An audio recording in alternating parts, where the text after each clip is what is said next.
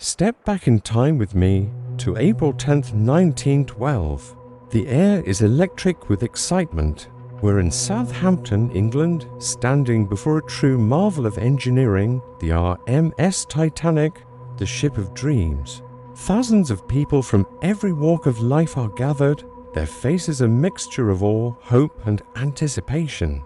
Among them, two souls from worlds apart are about to have their destinies forever intertwined. She's from the highest echelons of society, draped in silks and pearls.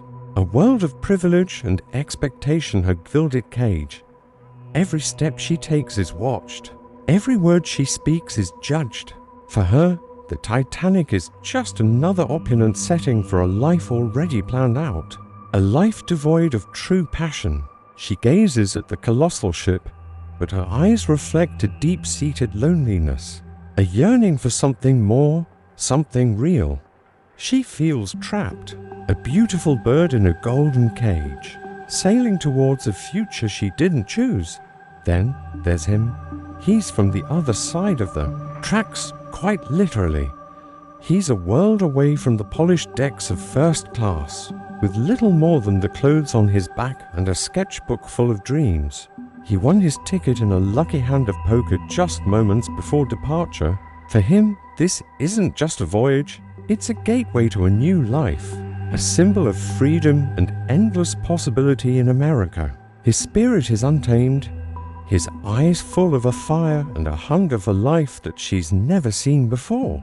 He looks at the Titanic not as a floating palace, but as the vessel that will carry him towards his destiny. Their first encounter isn't one of grand introductions or polite conversation.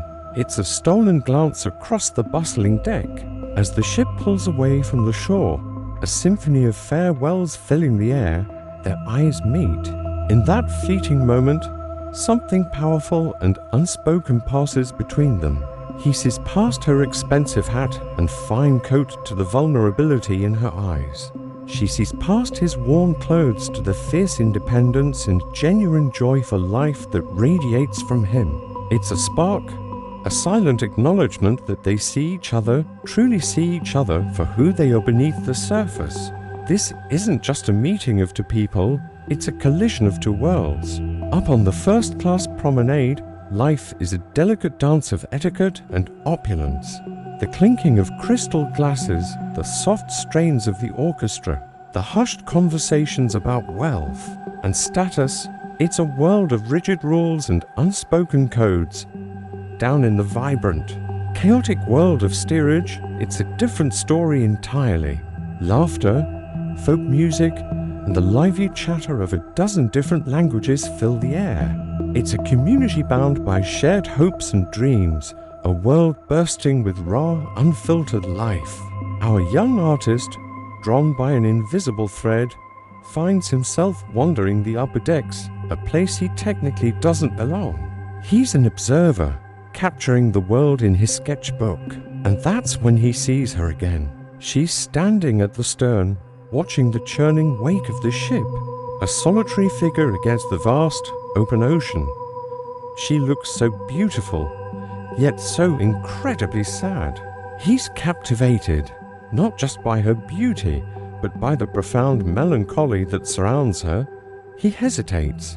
Approaching her would mean crossing an invisible but very real social barrier. It's a risk, but something in her posture, in the way she grips the railing, tells him he has too.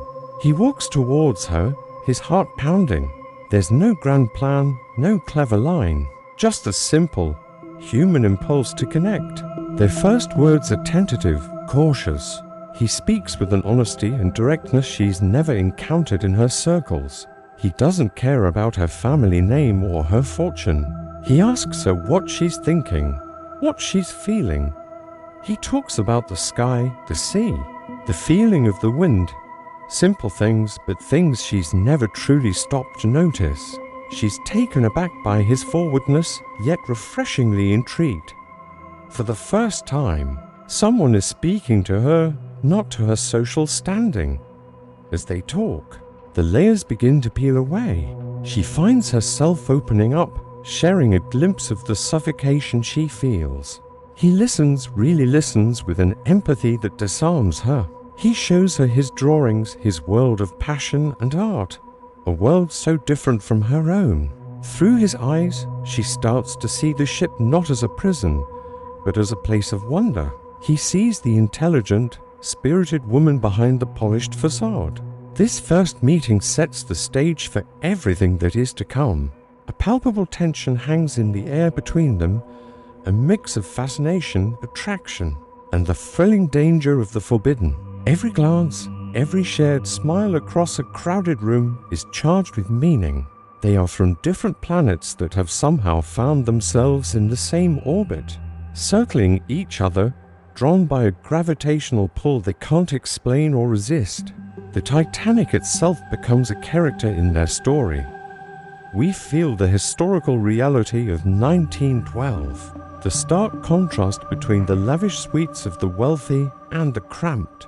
Simple quarters of the third class is not just a backdrop, it's the very obstacle they must navigate. The ship is a microcosm of the rigid class structure of the Edwardian era, a structure they are beginning to defy. This is more than just a boy meeting a girl. It's the beginning of a connection that transcends class, wealth, and expectation. It's the first chapter in a story of star-crossed lovers, a story that will become legendary.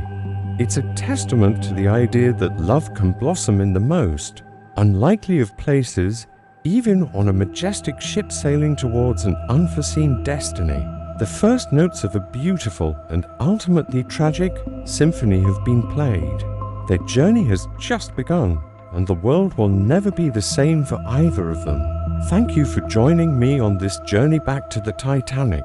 If you were moved by the beginning of this epic love story, make sure to like, subscribe, and hit that notification bell so you don't miss the next chapter. Let me know in the comments what you find most captivating about their first meeting. See you next time.